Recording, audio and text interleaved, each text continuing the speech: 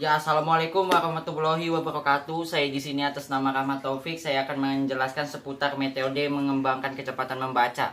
Yang pertama adalah metode membaca cepat yang pernah dikembangkan. Jadi ada satu itu ada metode kosakata. Metode kosakata adalah metode mengembangkan kecepatan membaca melalui pengembangan kosakata. Artinya, metode ini lebih berfokus pada aspek pendaharaan kata seorang pembaca. Cara mengajarkan makna kosakata yang efektif yaitu melalui satu, penyebutan sinonim. Strategi ini memanfaatkan kosakata yang maknanya mirip atau mendekati kata yang dimaksud.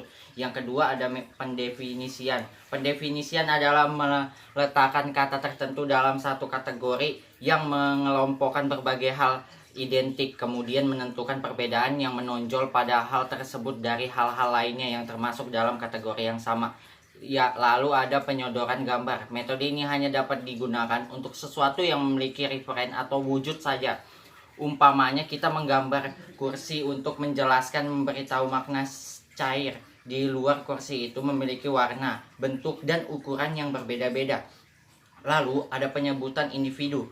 Ciri terpenting dari metode ini adalah membatasi penggunaan kata pada lingkup yang tepat, karenanya sering digunakan dalam dokumen-dokumen hukum yang lingkup implementasi katanya harus jelas. Yang kedua ada metode motivasi.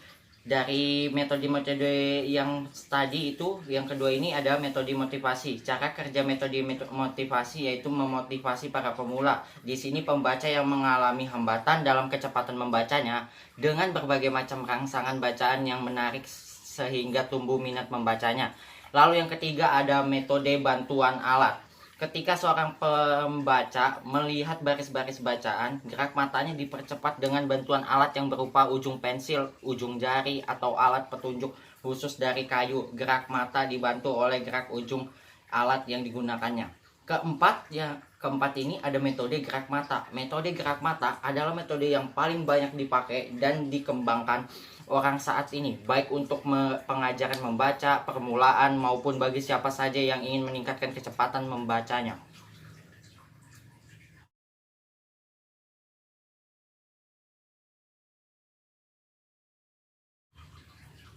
Yang kedua di sini adalah metode mengembangkan kecepatan membaca melalui metode gerak mata. Jadi menurut Kamus Besar Bahasa Indonesia, membaca yaitu melihat dan memahami isinya, isi bacaan. Biasa dengan melisankan atau dalam hati saja. Dengan demikian membaca dapat dimaknai kegiatan memahami suatu isi dari tulisan baik secara lisan ataupun dalam hati saja. Penerapan metode gerak mata yaitu mengembangkan kecepatan membaca dengan meningkatkan kecepatan gerak mata, karena kecepatan itu sendiri berarti kecepatan gerak mata dalam menelusuri unit-unit bahasa dalam bacaan. Lalu mengapa gerak mata? Jadi di sini dipertanyakan mengapa gerak mata.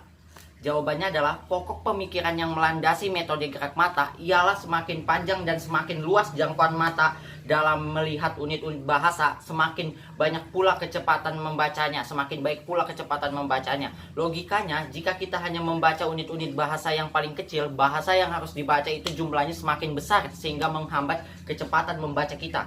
Lalu kebiasaan yang menghambat gerak mata, itu ada beberapa kebiasaan buruk yang dapat menghambat gerak mata. Yang pertama adalah sulitnya kita dalam berkonsentrasi. Ketika kita tidak berkonsentrasi, informasi yang diterima oleh mata yang diteruskan ke otak tidak dapat mendapat perhatian yang cukup sehingga kita kehilangan pemahaman atas bahan bacaan dan harus mengulanginya berkali-kali. Aspek gerak bola mata yang menyangkut kecepatan dan tempo membaca.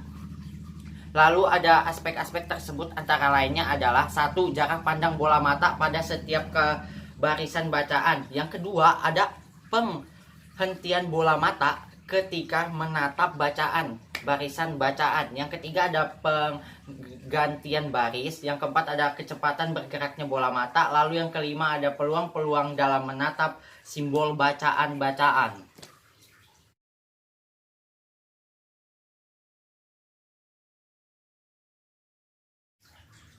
Lalu pada materi ketiga ini ada macam-macam gerak mata pada membaca cepat. Membaca cepat dapat dibedakan menjadi 3 macam, yaitu satu, membaca dengan gerak mata horizontal mengikuti gerak baris-baris bacaan. Lalu ada kedua, membaca dengan gerak mata vertikal, arah gerak pandangan mata menyamping ke bawah. Dan yang ketiga ada gerak mata membentuk spiral.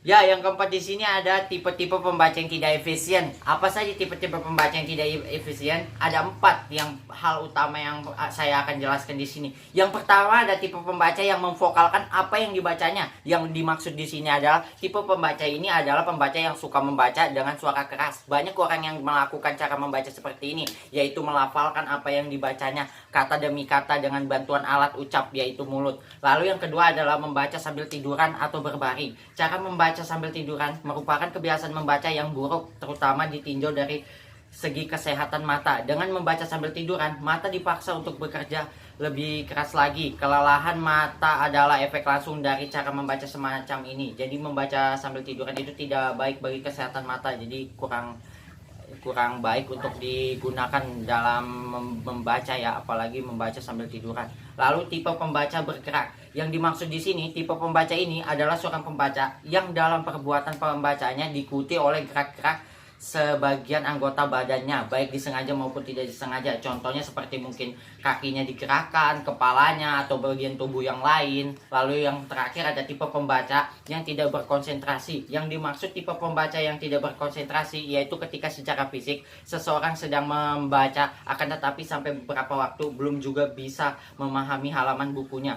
Ya, bisa disimpulkan di sini pembaca itu tidak berkonsentrasi ini yaitu membacanya tidak secara niat, jadi tidak ada niat dalam hati, jadi hanya untuk main-main saja. Ya, sekian dari presentasi saya, selebihnya mohon maaf. Wassalamualaikum warahmatullahi wabarakatuh.